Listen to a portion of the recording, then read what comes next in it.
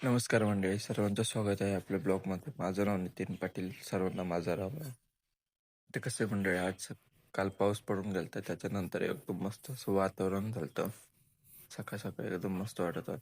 मग काय आपण आवरून घेतलं आणि मधमाशांचं पोळं बघता बघता आपण पाणी पित होतो. म्हटलं त्यांना पण पाणी पाजव, पण मम्मी ओरडली. मम्मी म्हटलं त्यांना पाणी पाजायला गेलं की तू पाणी प्यायच्या लायकीचं राहायचं नाही. मग आपण आवरून घेतलं, निघालो कामावर जायला. कामावर आलो, जॉन काही लवकर आला.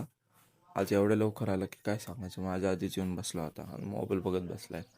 जॉनला म्हटलं जरा तोंड नीट कर, नुसतं तोंड वाकडं वाकडं करतो. जॉन नुसतं तोंड वाकडं करत होता. त्यांना म्हटलं आज बघ आता किती ढीक पडलाय. हा पहिला ढीक, त्याच्यानंतर 12:30-1 वाजता हा दुसरा ढीक, नंतर परत आवरून घेतलं. त्याच्यानंतर 4:30 वाजता परत एक ढीक. एवढी पब्लिक येते ना, काय सांगायचं भाऊ. नुसता ढीक पडत असतो तरी पण आम्ही मध्ये मध्ये आवरत असतो. त्यानंतर सगळं एवढं दमलो होतो, मग डायरेक्ट दुकान बंद केलं आणि डायरेक्ट घरी निघालो.